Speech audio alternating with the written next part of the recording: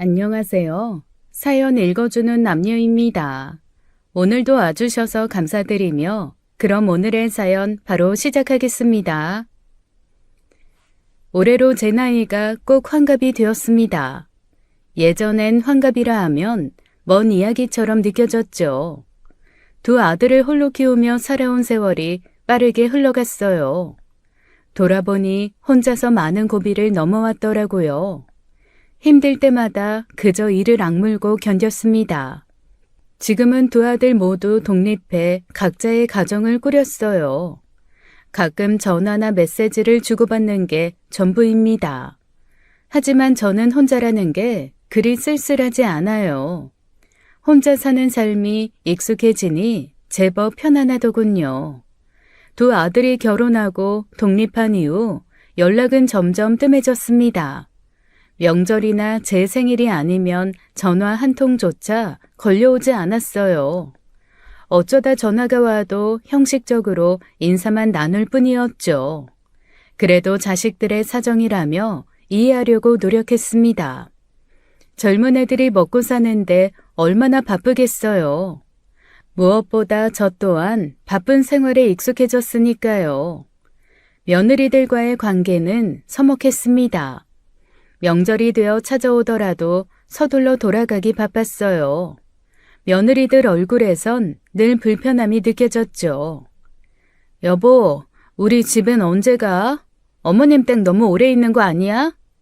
금방 가면 엄마가 서운해하실 텐데. 어머니는 우리가 일찍 가는 게 편하실걸? 이럴 때만 효자 코스프레야.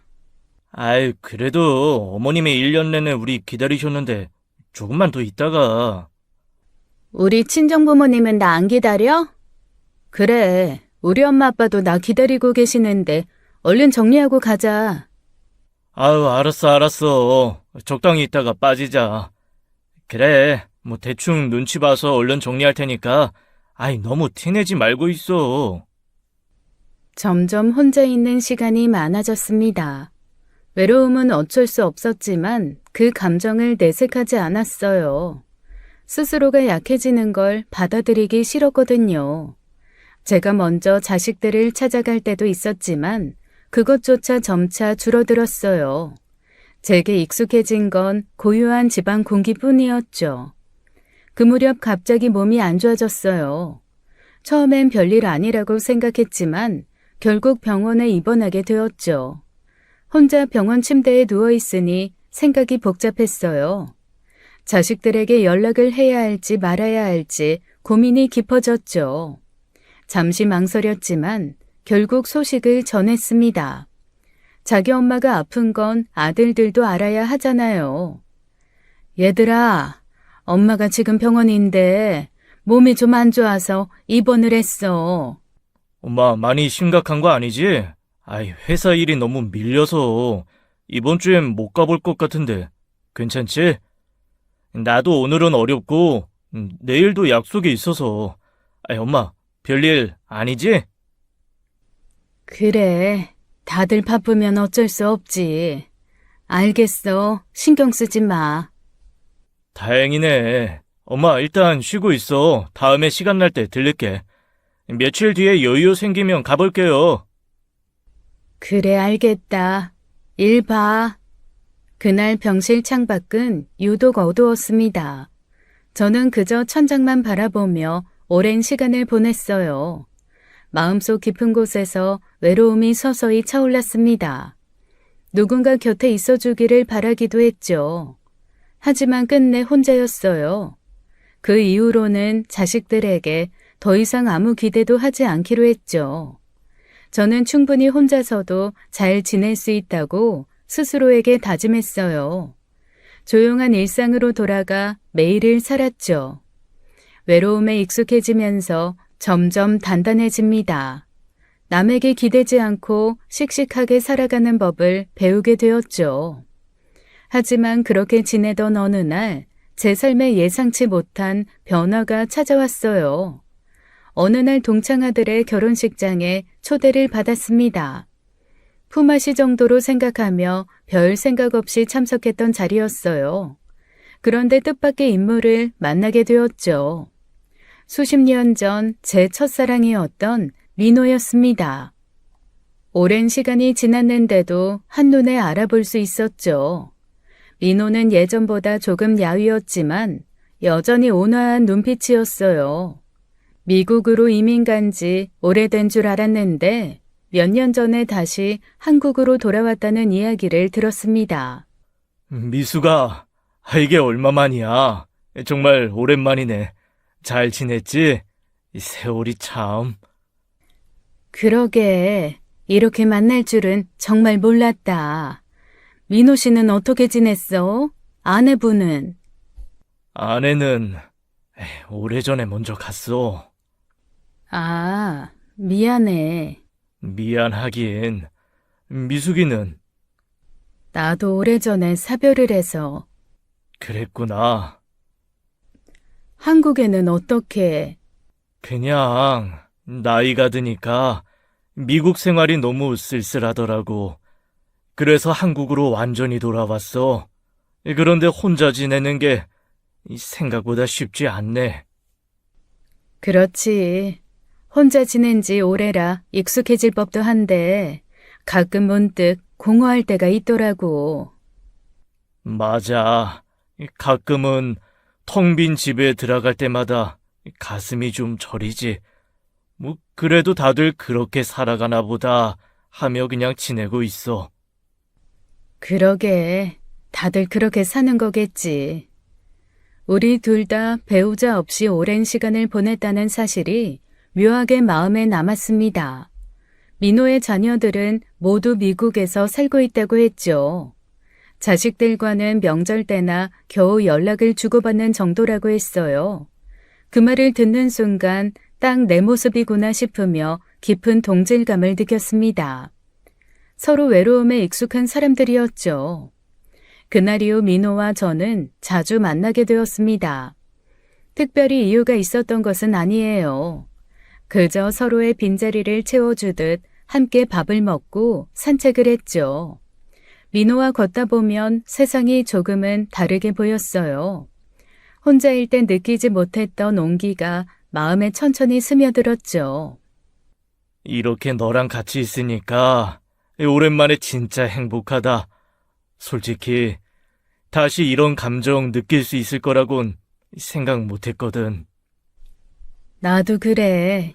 혼자 너무 오래 살아서 누군가 옆에 있는 게 낯설 줄 알았는데 네가 옆에 있으니까 그냥 좋네. 그런 말 해주니까 좋다. 네 덕분에 나도 좀 살아있는 것 같아. 그런 말 해주니까 나도 좋다.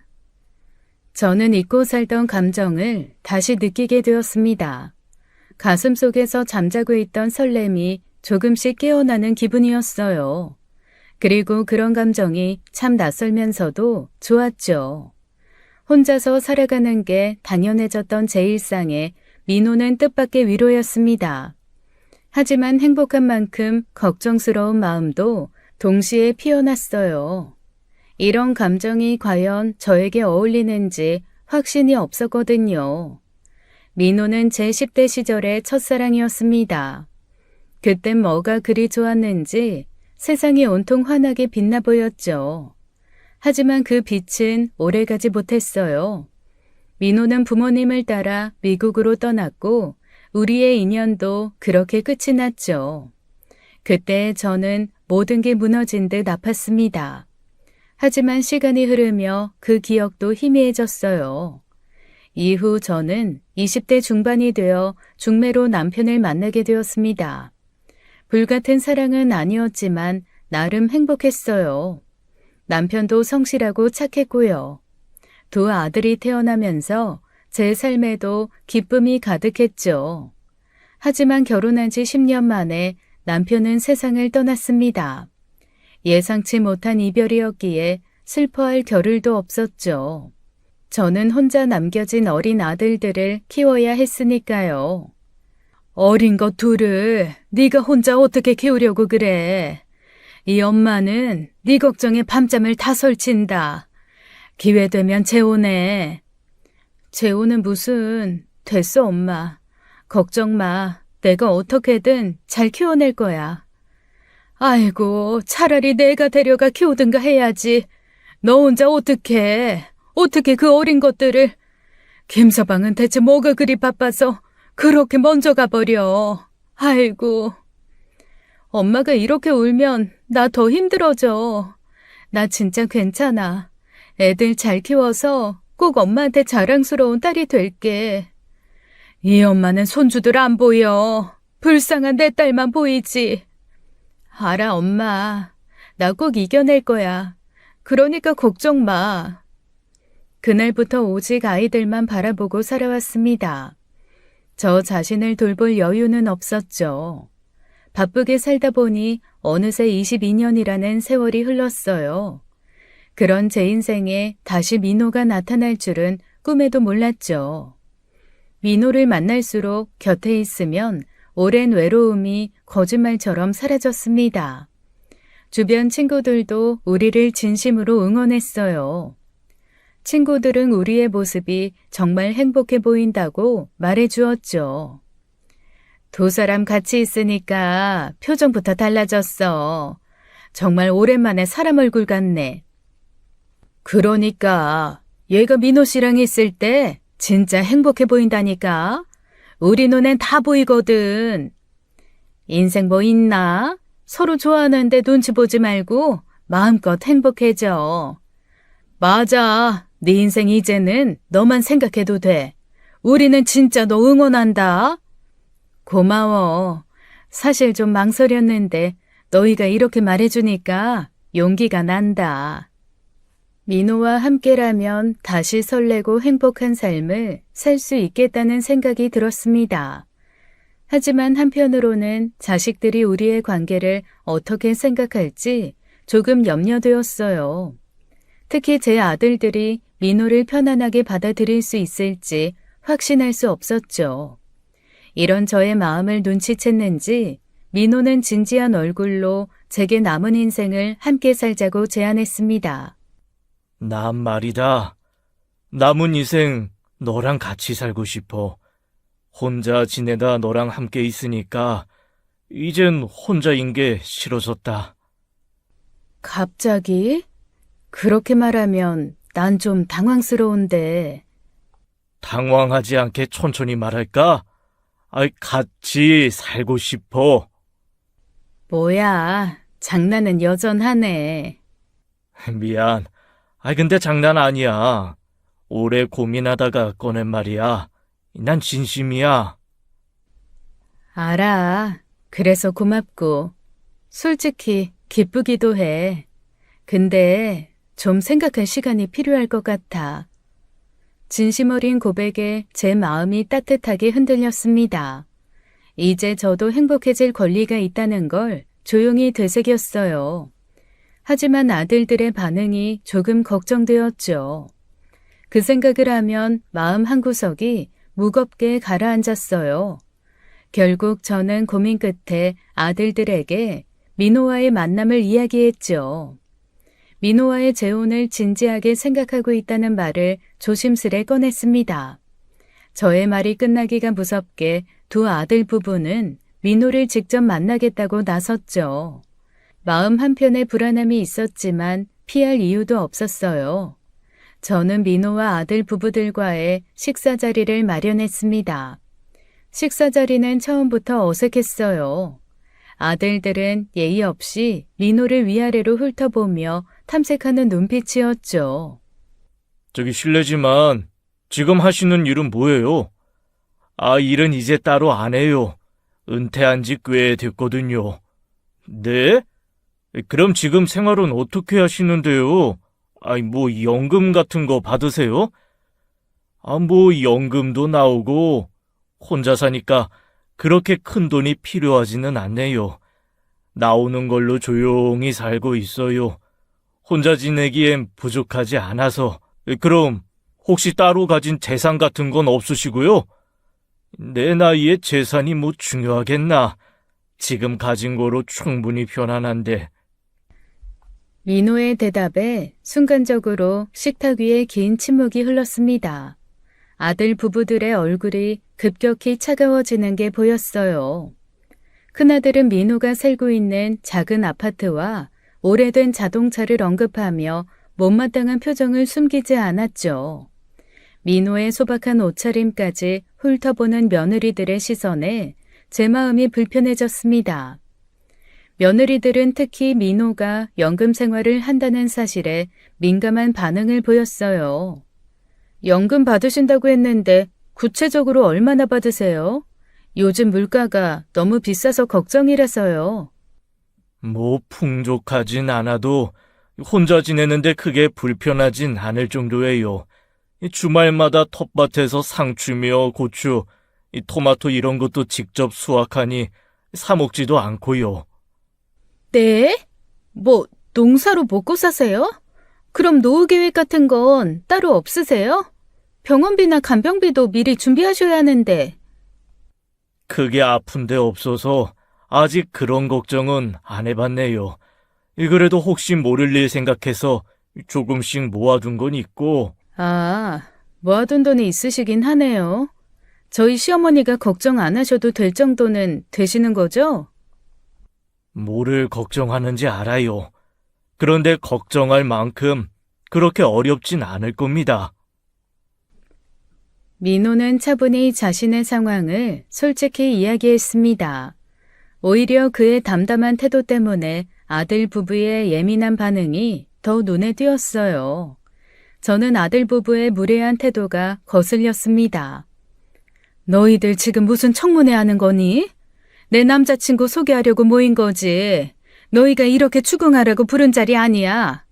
그게 아니라 저희는 걱정하는 마음에 그 걱정 나 혼자 할 테니까 니들은 하지 마라. 괜찮아. 애들 입장에선 충분히 걱정할 수 있는 거지. 어머니한테 갑자기 남자친구가 생겼다는데 어느 자식들이 안 궁금하겠어. 나였어도 당연히 재정적인 문제부터 걱정할 거야. 그래도 이건 너무 심했어. 민호 씨도 말 편하게 해. 왜 존댓말을 해? 처음 본 사이고 미숙이 자식들이니 존중해주는 거지. 신경 쓰지 마. 난 괜찮고 자식들 입장 나도 충분히 이해해. 식사가 끝날 때까지 아들들은 계속 어색한 표정으로 서로 눈치를 보았습니다. 저는 그날 밤 오랫동안 잠을 이루지 못했어요. 행복을 꿈꾸던 미래에 어두운 그림자가 드리워진 느낌이었죠. 민호는 저에게 아무 말도 하지 않았지만 그 또한 상처를 받았을 것 같았습니다. 무엇보다 제가 아들들을 너무 쉽게 생각했던 것 같아 후회스러웠어요. 그저 축하를 해줄 거라 생각한 제가 어리석었죠. 그런데 문제는 거기에서 끝나지 않았습니다. 민호를 아들들에게 소개해준 이후부터 두 아들은 제게 연락을 자주 하기 시작했어요. 처음엔 단순히 안부를 묻는 듯 했지만 곧 본심이 드러났죠. 아들들은 대화 중간마다 은근슬쩍 재산에 관한 것을 물어보았어요. 민호 씨가 아닌 제 재산이나 노후 자금에 대해서요. 처음엔 우연이라고 생각했지만 자주 반복되니 불쾌해지기 시작했죠. 특히 작은 아들은 더 집요하게 연락을 해왔어요. 엄마, 솔직히 말해서 다 늙어서 돈도 없는 사람하고 재혼하면 엄마만 손해야. 엄마 인생까지 망가진다고. 내 인생은 내가 알아서 해.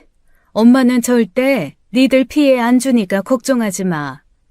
엄마야 그렇게 말하지. 근데 결국 나중에 우리까지 피해 볼 수도 있잖아. 솔직히 엄마 재산까지 그 사람한테 넘어가면 그때는 어떻게 할 건데? 지금 그게 결국 엄마 걱정이 아니라 엄마 돈 걱정하는 거였어? 그게 그거지. 걱정되니까 그렇지. 엄마 돈이 결국 누구 거겠어. 우리도 권리 있잖아. 됐어. 너 말 다 들었으니까 이제 그만해. 작은 아들의 말이 계속 머릿속을 맴돌며 저를 괴롭혔습니다. 이어서 며느리들까지 저를 찾아오기 시작했어요. 하나같이 민호와의 재혼을 포기하라고 대놓고 압박했죠. 어머니, 저희야 어머니가 좋으시면 상관없긴 한데 그래도 걱정이 돼서요. 뭐가 그렇게 걱정이니? 어머님이 지금까지 혼자서 정말 고생 많이 하셨잖아요. 근데 이제 와서 말년에 괜히 또 힘들어지시는 건 아닐까 싶어서요. 나 힘들다고 언제 니들이 도왔니? 그건 내가 알아서 할 테니까 걱정하지 않아도 돼. 어머니, 그렇게만 생각하실 일이 아니라서 그래요. 만약 재혼하고 나면 어머니도 생활비 쓰셔야 하고 나중에 저희 애들 학비 같은 것도 지원해 주셔야 하는데 돈 없으면 아니 그게 아니라 결국 너희들이 진짜 걱정하는 건 니들한테 돌아올 돈에 대한 걱정이었니? 그래요. 솔직히 그 부분도 생각 안 할 순 없잖아요. 어머니가 그분이랑 괜히 재혼하셨다가 돈 문제 생기면 그거 누가 뒷감당해요? 알겠으니까 그만해라. 니들한테 감당 안 시킬 테니. 결국 반대의 가장 큰 이유는 돈이었어요. 제 마음에 깊은 실망감이 차올랐죠. 지난 세월 제가 어떻게 살아왔는지, 자식들에게 어떤 존재였는지 회의가 들었습니다. 자기들 키우느라 저는 22년을 혼자 살았는데요. 저는 흔들리지 않겠다고 마음을 굳게 먹었어요. 제가 원하는 행복을 놓치고 싶지 않았습니다. 아들들의 탐욕스러운 모습에 오히려 제 마음이 더 단호해진 거죠. 제 선택을 후회하지 않기로 했어요. 하지만 그렇게 굳게 결심한 저의 마음에도 어두움이 들이우기 시작했죠. 자식들과의 갈등이 점점 깊어지기 시작한 거예요. 어느 날 저녁 두 아들 부부가 갑자기 집으로 쳐들어왔습니다. 아들들의 표정은 무척 비장하더군요. 서로 눈치를 보던 아들들은 결국 민호 이야기를 꺼냈습니다. 엄마는 정말 모르겠어. 그 사람 엄마 돈 보고 접근한 거라고. 엄마가 외로우니까 쉽게 속아 넘어가는 거야. 내가 볼 돈이 뭐가 있다고 이 난리들이야? 엄마가 현실을 제대로 못 보고 있어서 그러는 거야. 다 늙은 사람 좋다고 그러는 그 노인네도 이상하지 않아? 엄마는 하다 이제 사람 보는 눈까지 없어졌어? 늙어지면 감정도 없어지니? 나도 니들이랑 똑같아. 그 사람도 나도 사람이야. 그 말이 아니라, 뭐 내 말이 틀렸어? 혼자 오래 살다 보니 판단력이 흐려진 거잖아. 형 말이 맞아. 이대로 계속 그 아저씨 만나다간 우리 가족 전체가 망할 수도 있다고. 엄마 혼자만의 문제가 아니라니까. 됐고, 이제 그만해. 고집 그만 부리고, 제발 정신 차리고 그 아저씨랑 정리해. 너희 지금 나 협박하는 거니? 협박이 아니라 현실을 말하는 거야. 엄마 때문에 왜 우리까지 피해를 봐야 하는데? 아들들의 눈빛에 담긴 노골적인 저기가 저를 깊이 아프게 했어요. 심지어 며느리들까지 합세했습니다. 어머님, 어떻게 이렇게까지 이기적이세요? 저희는 안 보이세요? 어머님 손주들 미래는 안중에도 없으신 거예요? 맞아요. 어머님만 좋으면 끝이에요? 손주들 앞날 생각하시면 이러시면 안 되시죠. 당장 정리하세요. 나는 내 자식 평생을 바쳐서 내가 책임졌다. 누구도 그건 나한테 뭐라고 못할 거야. 그러니 니들도 니들 자식은 니들이 책임져야지. 왜 나한테 그래? 참나, 아빠한테 미안하지도 않아? 어떻게 아빠 두고 다른 남자랑 재혼할 생각을 해? 맞아, 형 말이 맞아. 아빠 생각은 안 해? 아빠한테 이건 배신이지, 배신. 말 잘했다. 네 아버지 보내고 나 22년을 혼자 니들 키웠어. 난 니들 아버지와 의리 지켰다고. 이제 나도 살겠다고. 재혼하면 나중에 저승 가서도 네 아버지가 잘했다고 나 칭찬할 거다. 네 아버지 성정에 왜 그동안 힘들게 나 혼자 살았냐고. 오히려 나 혼낼까 그게 걱정이야. 그런데 니들이 감히 내 앞에서 네 아버지 이야기를 입에 올려? 감히? 그 날카로운 말들이 제 뼛속까지 흔들었습니다. 그 순간 저는 아들 부부들의 민낯을 명확히 보게 되었죠. 그들이 진심으로 걱정하고 있는 것은 제가 아니라 제 돈이라는 사실을 알게 되었습니다. 그 얼마 되지도 않는 한 줌 같은 돈이 자식들에게는 저보다 더 소중한 듯 했어요. 깊은 배신감과 실망감에 아무 말도 할 수 없었습니다. 그저 떨리는 손을 꼭 쥐고 있었죠. 아들 부부가 떠난 후에도 마음이 쉽게 진정되지 않았습니다.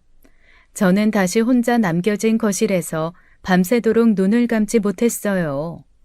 가족이라는 울타리가 얼마나 허약한 것인지 깨닫게 되었습니다.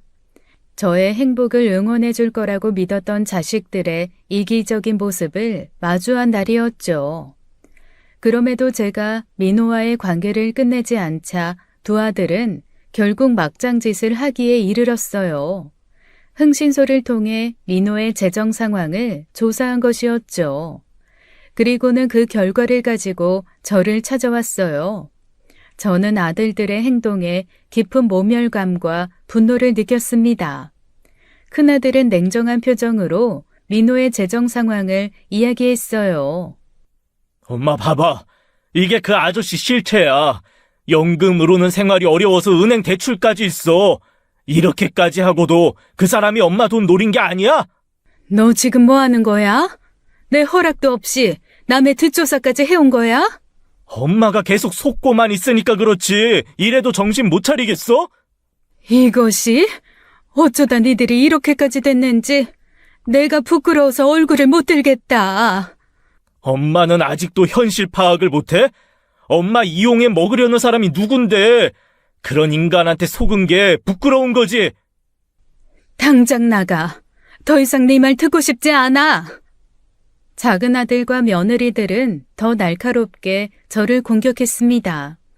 저의 선택을 완전히 무시한 채 마치 어린아이를 다루듯 강압적인 태도로 말했어요. 그 순간 저는 자식들의 이기적인 모습에 말할 수 없는 분노가 치밀어 올랐죠. 자식들의 행동은 명백한 선을 넘고 있었습니다. 아무리 그래도 흥신소까지 동원해 민호의 뒷조사를 하는 건 용서할 수 없었어요. 그날 저는 제 자식들이 얼마나 무섭게 변할 수 있는지 깨닫게 되었습니다. 가족이라는 이름으로 저를 그저 통제하려고만 했죠. 그렇다고 지들이 언제 저를 살펴봐 준 적이 있나요? 최근 몇 년간 저를 찾아온 횟수보다 민호를 만난 이후 헤어지라는 말을 하기 위해 저를 찾아온 횟수가 더 많았는걸요. 그래서 더욱 아들들의 태도가 견디기 힘들었죠. 저는 결국 자식들과 정면으로 충돌할지라도 제 선택을 지키기로 했습니다. 하지만 제가 흔들리지 않자 아들들은 다른 곳을 흔들기 시작했죠. 며칠 뒤 낯선 번호로 전화가 걸려왔어요. 상대는 자신을 민호의 오래된 친구라고 소개하며 급하게 말했습니다. 민호가 지금 병원에 입원해 있다며 당장 와보라고 재촉했어요. 순간 심장이 철렁 내려앉았어요. 저는 다급히 병원으로 달려갔습니다. 병원에 도착해 병실에 들어갔을 때 제 가슴은 무너져 내렸습니다. 민호는 침대 위에서 꼼짝없이 누워 있었고 얼굴엔 고통과 당황스러움이 뒤섞여 있었어요. 아유, 어떻게 알고 온 거야? 그게 중요한 게 아니라 도대체 무슨 일이야? 어떻게 다친 거야? 아무것도 아니야. 그냥 나이 먹으니까 몸이 예전 같지 않아서 혼자 좀 넘어졌어. 혼자 넘어졌다고? 정말 그것뿐이야? 정말 별일 아니니까 걱정 안 해도 돼. 미안하다. 괜히 걱정시켜서. 그때 민호 옆에 있던 친구가 분을 참지 못하고 나섰습니다. 그 친구는 격분하며 화를 내듯 제게 숨겨진 사실을 털어놓았죠. 거참. 도저히 말 안 하고는 못 빼기겠네. 상진아. 네? 무슨 일이에요? 민호 씨한테 대체 무슨 일이 있었던 거예요? 사실은 미숙 씨 아들들이 민호한테 찾아와서 당장 헤어지라고 협박했어요. 미숙 씨 돈 노리고 접근한 거 다 안다면서 말이죠. 거기다 당장 헤어지지 않으면 가만 안 두겠다고까지 했다고요. 야, 오상진이! 뭐 임마, 나 귀 안 먹었어. 내가 내 입 가지고도 말도 못해? 그것들 내가 허리를 분질러 버리려다가 네가 하도 말려서 참은 거야. 아유, 오상진이 성질 진짜 많이 죽었다. 네? 제 아들들이요? 네, 미숙 씨 아들들이 민호를 밀어버리는 바람에 민호가 넘어져서 허리 다친 거라고요. 이게 말이 되는 짓입니까? 민호가 친구의 입을 급하게 막았지만 이미 저는 모든 걸 듣고 난 후였습니다. 순간 저는 숨조차 제대로 쉴 수가 없었어요. 온몸이 떨리며 치밀어 오르는 분노를 주체할 수 없었거든요. 저는 즉시 그 자리에서 아들들에게 전화를 걸어 병원으로 오라고 다그쳤습니다. 병실에 도착한 아들들을 보자 저는 참았던 화를 터뜨렸어요. 너희들이 지금 사람이야? 어떻게 인간으로서 그런 끔찍한 짓을 할 수가 있어? 당장 이분한테 무릎 꿇고 사과해. 엄마, 우린 정말 엄마 생각해서 그런 거야. 엄마가 걱정돼서. 맞아. 엄마가 속고 있으니까 어쩔 수 없이 그런 거라고. 말 같지도 않은 소리 하지 마. 이게 정말 엄마를 생각하는 행동이니? 당장 무릎 꿇고 사과해. 아이씨, 우린 진짜 엄마 위해서. 그만해. 너희 입에서 나오는 핑계 듣기도 싫어. 당장 사과하라고. 하지만 아들들은 억지로 형식적인 사과만 대충 건넸습니다. 그리고 서둘러 병실을 떠났죠. 저는 그런 아들들의 모습을 보며 가슴속에 깊은 절망이 차올랐습니다. 가장 믿었던 자식들에게 배신당한 기분이었죠. 민호는 오히려 저를 위로했지만 저는 아들들에 대한 화가 가시지 않았습니다. 그 사건 이후 2달 정도 아들들을 보지 않았어요. 그런데 어느 날 큰아들이 급히 집으로 찾아왔습니다. 얼굴은 창백했고 목소리는 다급했죠. 큰아들은 떨리는 목소리로 자신이 운영하는 카페에 큰 문제가 생겼다고 말을 꺼냈습니다. 아들의 말에 따르면 카페가 위치한 건물의 원래 주인이 부도로 인해 법원 경매로 넘어갔다고 하더군요. 며칠 전 경매가 완료되었고 새 건물주가 나타난 상태였죠.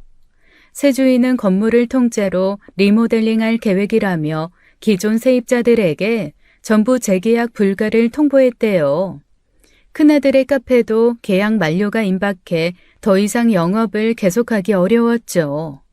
큰 문제는 아들이 카페를 확장하면서 이미 많은 빚과 투자 비용을 지출한 상태였다는 것이었습니다. 당장 카페를 이전할 돈이 없어 발만 동동 구르고 있었어요. 엄마, 진짜 급해서 그래. 이번에 카페 옮기려면 당장 돈이 필요한데, 엄마가 좀 빌려주면 안 돼? 내가 지금 너한테 돈 빌려줄 상황으로 보여? 엄마 제발. 이번 한 번만 도와줘. 이러다 진짜 망해. 엄마밖에 도와줄 사람 없어. 너 그동안 한 짓 생각 안 하니? 난 너한테 돈 빌려줄 마음 없어.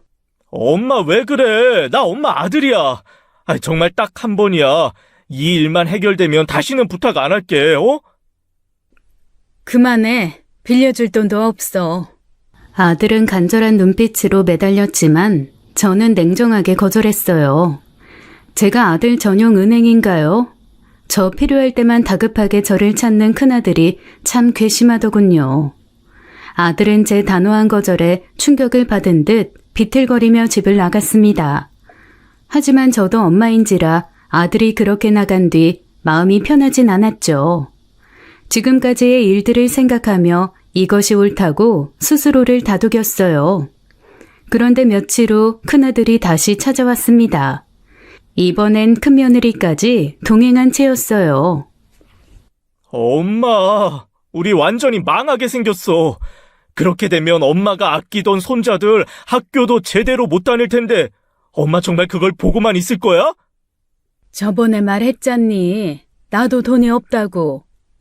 어머님, 지금 손주들 앞날이 걸린 문제예요. 현금 없으시면 집이라도 팔아서 도와주시면 안 돼요? 어머님도 손자들 불쌍하지 않으세요?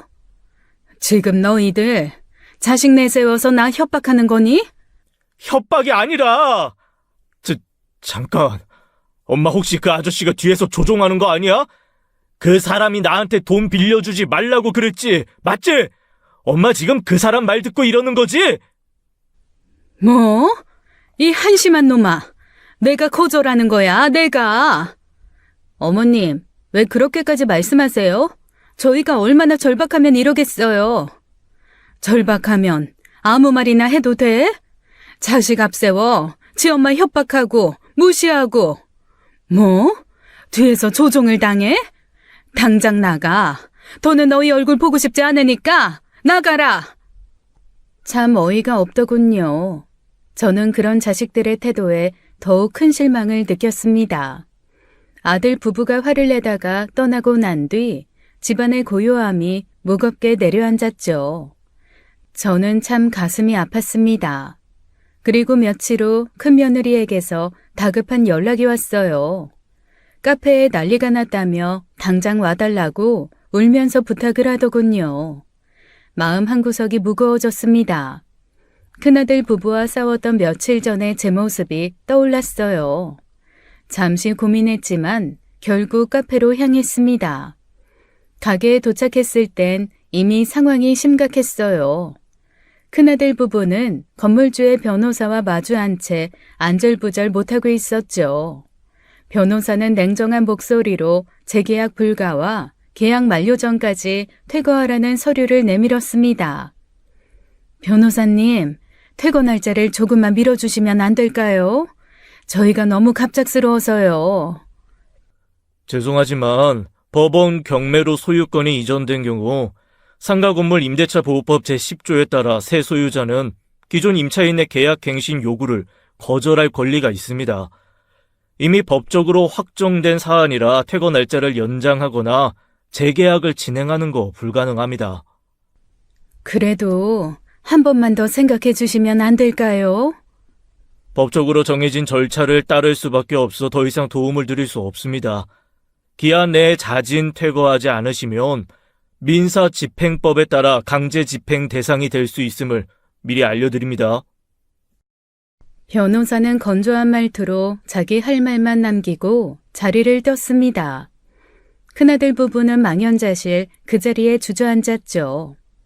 어느 부모가 그 모습을 보고 냉정함을 유지할 수 있나요? 저도 그 모습을 보며 마음 한편이 아려왔죠. 아들이 스스로 자초한 일이라지만 그 순간만큼은 안쓰러웠습니다. 저는 결국 아무 말도 하지 못한 채 가게를 나왔어요. 돌아오는 길 내내 마음속엔 갈등이 소용돌이쳤어요. 자식이라서 무조건 도와주는 것이 옳은지 아닌지 고민했죠. 집을 부동산에 내놓아야 할지, 집을 팔고 나면 당장 나는 어떻게 살아야 하나, 아니면 큰아들의 어려움을 그냥 외면할까 정말 고민이 많았습니다. 그렇게 큰 스트레스를 받으며 잠도 못 자고 고민을 하다 보니 결국 퇴거 날짜가 다가왔어요. 퇴거일이 다가오자 큰아들 부부는 절망 속에서 카페 짐을 정리하기 시작했죠. 저는 차마 그 모습을 보지 못해 멀리서 지켜보고만 있었어요. 그때 예상치 못한 인물이 가게로 나타났습니다. 바로 민호였어요. 민호가 가게에 들어서는 순간 분위기는 싸늘해졌죠. 저도 무슨 큰일이 날까봐 급하게 아들 카페로 달려갔습니다. 큰아들은 민호를 먼저 발견하고 차갑게 반응했어요. 여긴 또 무슨 일로 오셨어요? 난 망하는 꼴 구경하러 오셨나? 이제 만족하셨어요? 뭘 봐요? 구경 다 했으면 가라고요. 뒤늦게 도착한 제가 아들을 만류했죠. 그런데 민호가 아들의 무례함을 무시하고 조용히 가방에서 서류를 꺼내 큰아들에게 주더군요. 지금 뭐 하자는 건데요? 이게 뭔데요? 큰아들은 민호가 건넨 서류를 펼쳐보았습니다. 그리고 그 순간 큰아들의 눈이 크게 휘둥그레졌죠. 서류는 놀랍게도 카페의 재계약에 관한 내용이었습니다. 큰아들은 저와 민호를 바라보며 혼란스러워했어요. 그때 민호가 조용한 목소리로 상황을 설명했죠. 새 건물주랑 이야기 끝냈다. 내가 그 사람한테 다시 이 건물을 매입했어. 이제 카페 퇴거할 필요 없으니까 걱정 마라. 네? 그게 지금 무슨 소리예요? 내가 이 건물 새 건물주라고. 그러니 카페 철거 안 해도 된다고. 이 사람이 내가 우스워 보여요? 아저씨가 이 건물을 살 그 큰 돈이 어디 있다고요? 믿건 안 믿건 그건 네 자유지만 이제 이 일로 네 어머니 괴롭히지 마라. 나한테 말도 못하게 소중한 사람이다. 네? 이거 진짜예요? 준서야, 그건 중요한 게 아니다. 네 어머니가 미숙 씨가 네 문제 때문에 매일 밤 잠도 못 자고 괴로워하시는 걸 나는 더는 볼 수가 없어서 그랬다. 착각하지 마라. 너 위해서가 아니라 오직 네 어머니 위해 한 일이니까. 큰아들은 민호의 말에 얼굴이 벌겋게 달아오른 채 아무 말도 하지 못했습니다. 저 또한 민호의 행동에 놀라 말문이 막혔죠. 큰아들은 그제야 민호에게 무릎을 꿇었어요. 정말 감사합니다, 어르신. 이 은혜 절대 잊지 않겠습니다. 감사합니다. 감사합니다. 나한테 고마워할 거 없다. 너는 제발 네 어머니 살아계실 때나 잘해두려라. 나한테 말고 네 어머니한테 감사하면서 살라고. 그게 진짜 감사하는 거야. 제가 정말 잘못했습니다. 그동안 버릇 없이 굴었던 거 진심으로 죄송합니다. 죄송합니다. 감사합니다. 너무나 큰 사건 뒤라 저는 정신이 없었어요. 집까지 데려다 준다는 민호의 말에 어안이 벙벙해 차에 탔죠. 사실 그때까지도 저는 민호가 부자인 줄 정말 몰랐어요. 나중에 알고 보니 큰아들이 흥신소를 통해 뒷조사를 한 빚도 그저 자산가들이 흔히 하는 주식담보대출이었을 뿐이었죠. 돈이 필요해서 대출을 받는 게 아닌 그저 절세를 위한 대출이요. 돈이 없던 아들이 저렴하게 흥신소를 써서 흥신소에서도 대충 조사를 해서 알려준 것이었어요. 저는 돌아가는 민호의 차 안에서 조심스럽게 물었습니다. 민호야, 내 아들을 왜 도와준 거야? 그냥 나한테 어려운 일도 아니었고 돈으로 해결할 수 있는 게 제일 쉬운 방법이었으니까. 근데 솔직히 네가 자식 문제로 힘들어하는 걸 보는 게 나한테는 훨씬 더 어렵더라고. 그래도 네가 이렇게까지 나설 필요는 없었는데. 내가 주제 넘게 참견한 거라면 미안해. 근데 난 그냥 네가 힘들어하는 모습을 더 이상 보고 싶지 않았어. 민호의 진심 어린 말을 듣고 저는 깊은 감동과 함께 미안함을 느꼈습니다. 그는 언제나 제가 아파하는 모습을 보는 게 가장 힘들었다고 말했어요. 생각해보면 10대 때 첫 연애 때도 민호는 그랬습니다. 제가 아픈 걸 못 견뎌 했었죠. 이번 일을 계기로 네 자식들이 더 이상 너 힘들게 하지 않았으면 좋겠어서 그런 거야. 그거면 충분해. 고마워. 그리고 정말 미안해. 너한테 짐 만드는 것 같아서. 짐이라니. 그런 소리 하지 마. 난 그저 네가 행복했으면 좋겠어. 진심이야. 알아, 네 마음. 나한테 잘 전해졌어. 그날 민호의 진심을 느끼며 저는 고마운 마음에 눈물이 나더군요. 하지만 한편으로 민호의 이 재력에 대한 부담감이 느껴지기 시작했어요. 제가 민호의 돈을 불편해한 건 아닙니다. 돈이 없었어도 여전히 민호를 좋아했겠죠. 하지만 제 마음속 불안은 바로 아들들이었어요. 제 아들들 인성을 제가 누구보다 잘 아니 불안해진 거였죠. 그리고 그 문제는 얼마 지나지 않아 드러나기 시작했습니다. 민호의 재력이 표면적으로 드러난 후 얼마 지나지 않아 두 아들 부부가 동시에 저를 찾아왔습니다. 이번엔 표정부터 달랐어요. 그것들 얼굴에는 억지로 지은 어색한 미소가 걸려 있었죠. 저는 그 모습을 보자마자 속마음을 알아챘어요. 그래서 일단 이야기나 들어보기로 했죠. 큰아들은 민호에게 저지른 행동이 경솔했다며 말을 꺼냈습니다. 작은아들 부부는 더 노골적이었어요. 그들은 민호의 뛰어난 인품과 배려심을 칭찬하며 갑자기 민호와의 재혼을 적극적으로 지지하기 시작했습니다. 불과 얼마 전까지만 해도 민호를 비난하던 아들 부부였는데 말이죠. 그런 태도의 급격한 변화에 저는 오히려 불쾌함마저 느껴졌습니다. 두 아들 부부가 갑자기 태도를 바꾸어 아첨과 형식적인 사과를 반복하자 저는 씁쓸한 기분을 숨길 수가 없었죠. 엄마, 그때 민호 아저씨 다친 건 정말 오해였어. 우리가 좀 감정이 격해져서 실수로 그렇게 된 거지. 진짜 나쁜 의도는 없었어. 그걸 지금 나더러 믿으라고 하는 소리니? 아유, 진짜야, 엄마. 우리가 그때는 상황이 너무 급해서 그렇게 된 거지. 절대 고의가 아니었어. 됐어. 그만해. 더 두고 싶지 않아. 엄마, 왜 그래? 우리도 얼마나 후회하는데. 난 사실 그분이 좋았어. 그냥 걱정이 된 것뿐이야. 그날 저는 분명히 깨달았습니다. 자식들이 결국 민호의 돈을 노리고 있다는 것을요. 민호는 순수한 마음으로 제 큰아들을 도운 겁니다. 저를 위해서요. 하지만 민호가 실수를 한 건 제 아들들의 탐욕을 깊게 모르고 있었다는 것이었죠. 저는 아들들의 말을 신뢰하지 않기로 결심했어요. 아무리 달콤한 말로 꾸며도 속마음이 훤히 보였으니까요. 그날 이후로 전 아들들에게 마음의 문을 닫았어요. 그 위선적인 행동을 보며 이제는 그 어떤 기대도 되지 않았죠. 이후부터 아들 부부는 시도 때도 없이 저를 찾아왔습니다. 저는 점점 불편해졌어요. 결국 저는 외출했다는 핑계로 방문을 피하기 시작했어요. 하지만 손자의 생일이라는 이유로 찾아왔을 때는 차마 외면할 수가 없었죠. 그래서 오랜만에 아들 부부와 외식을 하고 집에 돌아왔습니다.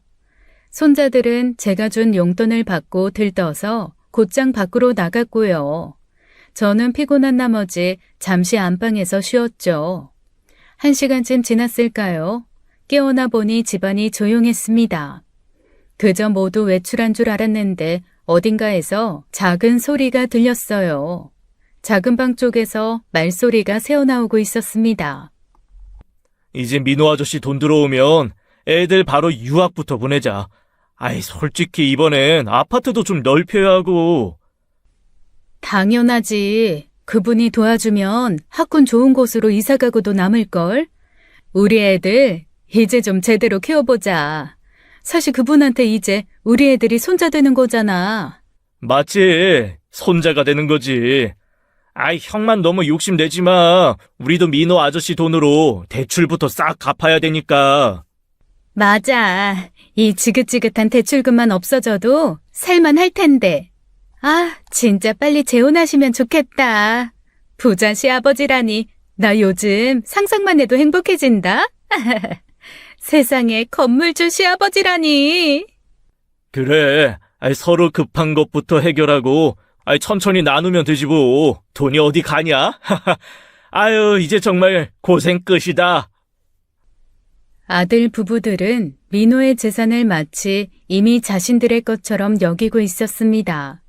더구나 아들 부부는 민호의 자식들이 미국에서 결혼을 반대하기 전에 빨리 재혼을 추진해야 한다고까지 말했어요.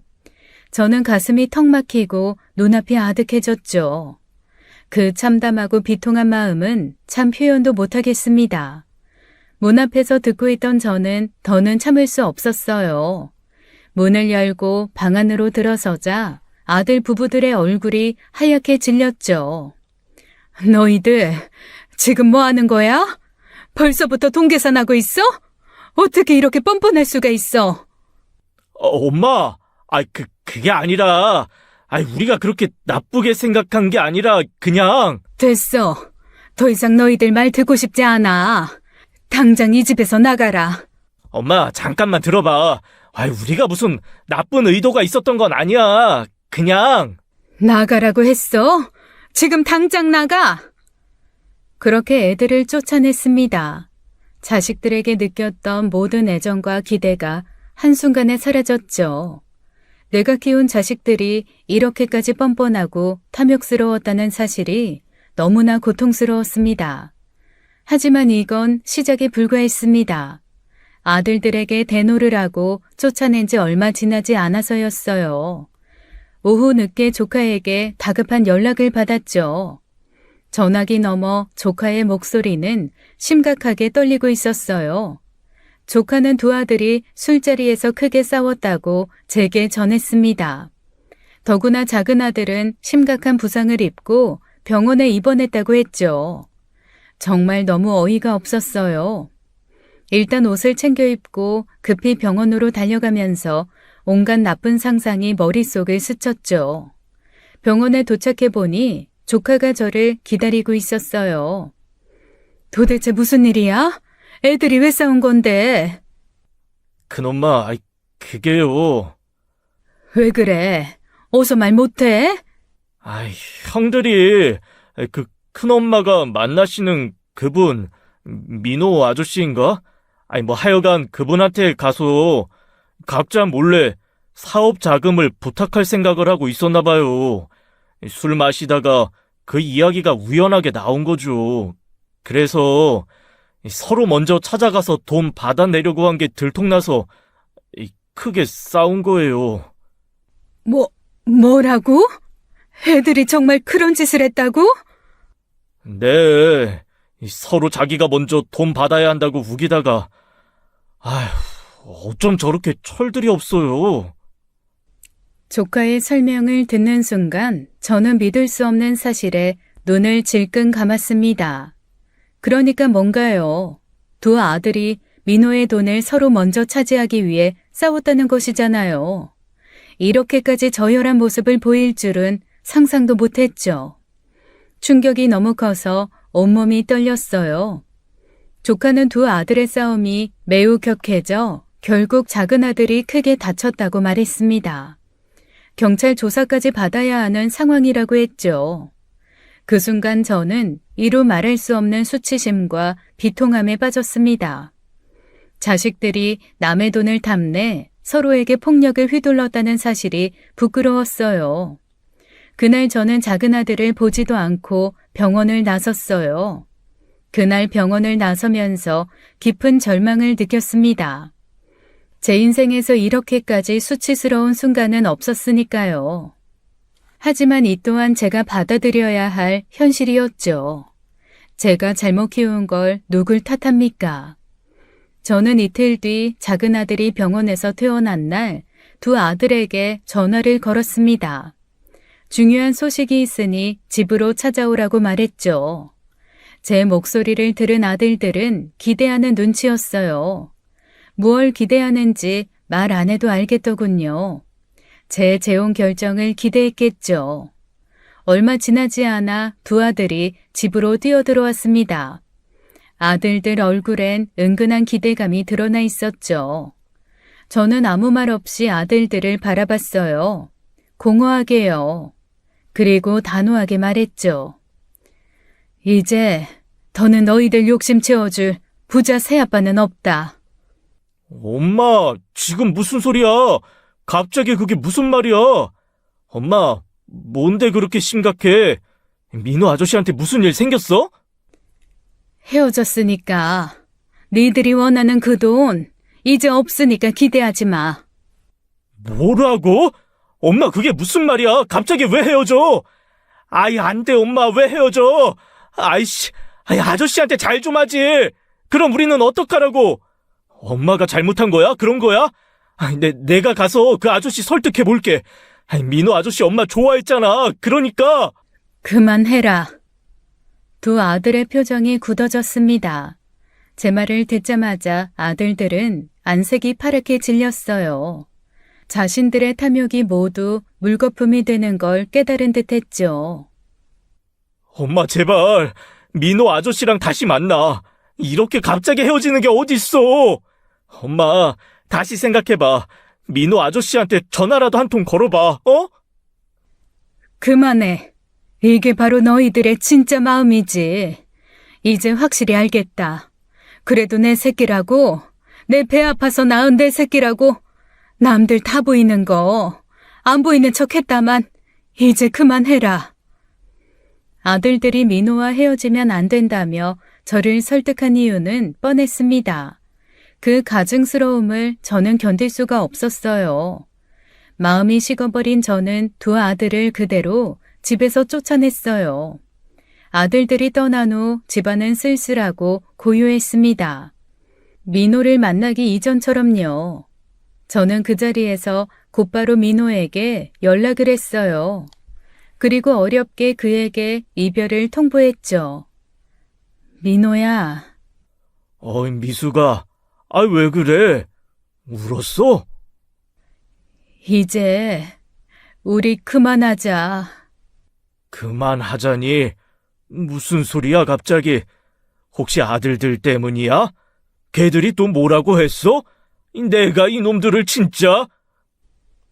그냥 내가 너한테 이제는 너무 미안하고 또 미안해서 더는 미안하고 싶지 않아서 그리고 너 힘들게 하고 싶지 않아서. 그런 말 하지 마. 나 정말 괜찮아. 우리 이렇게 헤어질 이유 없잖아. 미안해 민호야. 정말 미안해. 너 꼭 잘 지내야 돼. 전화기 너머 민호의 목소리가 떨리고 있었지만 저는 끝까지 흔들리지 않았습니다. 전화를 끊고 나자 가슴이 찢어지는 듯 아팠죠. 하지만 이 선택은 민호를 위해서 필요했어요. 민호와 헤어진 이후 저는 다시 조용한 일상으로 돌아갔습니다. 홀로 보내는 시간은 다시 예전처럼 고요해졌죠. 아침에 일어나 창문을 열고 공기를 마시는 습관도 예전 그대로였어요. 하지만 문득 혼자 있는 집안이 더 넓고 씁쓸하게 느껴졌습니다. 가끔 민호와 함께했던 따뜻했던 순간들이 떠오르곤 했죠. 문화센터 수업에 다시 나가고 공원 산책을 하며 마음의 안정을 찾으려 애썼어요. 하지만 예전처럼 쉽게 마음이 안정되진 않았죠. 지인들은 더 이상 제 앞에서 민호 이야기를 하지 않았어요. 제 상한 얼굴을 보면 아무도 감히 이야기를 못 꺼내더군요. 자식들 또한 그 사건 이후 민호 이야기를 꺼내지 않았습니다. 아니, 절대 꺼내지 못했죠. 그 후 아들 부부들은 다시 원래의 모습으로 돌아갔습니다. 찾아오는 일도 거의 없었죠. 오히려 저에겐 편했어요. 저는 그렇게 다시 저만을 위한 삶을 살아갔죠. 민호와 헤어진 지 꼭 반년이 지난 어느 날 저는 갑자기 쓰러지고 말았습니다. 정신을 차리고 보니 병원이었고 의사는 저혈당 쇼크 때문이라고 했어요. 심한 스트레스와 그동안 제대로 챙기지 못한 영양 결핍 상태가 원인이었죠. 소식을 듣고 아들 며느리들이 병실로 찾아왔지만 저는 시끄럽고 피곤한 마음에 모두 돌려보냈어요. 그리고 입원 이틀째 되는 날이었어요. 조용히 누워있는데 누군가 병실 문을 두드렸어요. 저는 간호사겠거니 했는데 문을 열고 들어온 사람은 뜻밖에도 민호였습니다. 그를 보자마자 제 심장이 쿵 하고 떨어졌죠. 민호는 걱정스러운 표정으로 저에게 다가왔습니다. 잠시 어색한 침묵이 흐른 후 우리는 조심스럽게 말을 나누었죠. 그동안 잘 지냈어? 몸은 왜 이렇게 된 거야? 그냥 별거 아니야. 좀 무리했나 봐. 그래도 병원까지 올 정도면 심한 거잖아. 많이 아픈 건 아니지? 괜찮아. 그냥 좀 쉬면 될 거야. 넌 잘 지냈어? 나야 뭐, 늘 똑같지. 짧은 대화가 끝나고 저는 민호에게 이만 가보라고 했습니다. 민호를 볼 자신이 없었거든요. 하지만 민호는 멈칫거리다가 제 손을 붙잡으며 조심스럽게 입을 열었어요.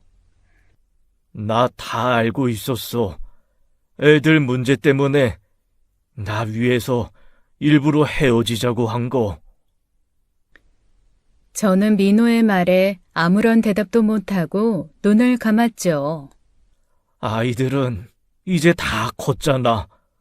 걔들은 그냥 걔들 인생 살게 내버려 두고 우리는 우리만의 인생을 살자. 내가 너한테 너무 미안하고 부끄러워서 그래. 미안해서. 그런 생각하지 마. 미안할 게 뭐가 있어. 그냥 우리 행복만 생각하자, 응? 그게 말처럼 쉬운 게 아니라서. 잘 모르겠네. 넌 모를 거야. 저는 민호에게 제 속마음을 솔직하게 털어놓았습니다. 그동안 자식들 때문에 너무 힘들었고 민호를 볼 낯도 없다고 했죠. 그러자 민호는 담담히 자신의 이야기를 꺼냈어요. 민호의 이야기는 저에게도 충격적이었습니다. 나도 잘 알아. 내 자식들이 어느 순간부터 날 보면 돈 얘기만 하더라고. 명절이든 생일이든 얼굴만 보면 무슨 사업 자금이 필요하다. 애들 학비가 부족하다. 집을 옮겨야 한다. 참, 이유도 어찌나 많은지 돈 달라는 얘기밖에 안 하더라고. 그게 매번 반복되니까 어느 순간 내가 얘들한테는 정말 돈줄밖에 안 되는구나 싶어서 그런 현실이 너무 지치고 허무해서 결국 다 정리하고 한국으로 돌아온 거야. 저는 민호의 말을 들으며 가슴이 아려왔습니다. 저와 꼭 닮은 그 모습에 마음이 아팠죠. 오죽했으면 자식들 손주들을 뒤로하고 홀로 아무도 없는 한국을 왔을까요? 민호는 다시 한번 제 손을 꼭 잡고 저를 바라보았습니다. 그러니까 이제 우리 애들은 애들끼리 살라고 하고 이제 더는 자식들한테 휘둘리지 말자. 남은 인생 그저 우리 둘만의 행복 찾아서 살자. 인생 뭐 있어? 함께 하고 싶은 사람하고 어화둥둥 그렇게 하며 사는 거지. 너 설마 아픈 나 병수발까지 하려는 거야? 그거 쉽지 않을 텐데. 아이고, 병수발이 문제겠습니까? 뭐든 다 해줄 수 있습니다, 마님. 난 이제 너랑 뭐든 같이 하고 싶어. 좋은 일이든 힘든 일이든 전부 다 말이야. 저는 민호의 말을 듣고 마침내 울음을 터뜨렸습니다. 그리고 민호의 손을 힘주어 맞잡았죠. 다시 한번 그와 함께하기로 결심하면서요. 민호와 다시 만난 지 몇 달 뒤 저희는 조촐한 재혼식을 올렸습니다.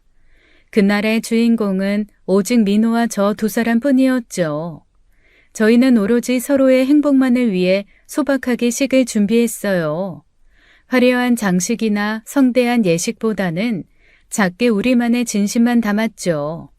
결혼식 날 몇몇 가까운 지인들이 우리를 진심으로 축하해주기 위해 참석했습니다.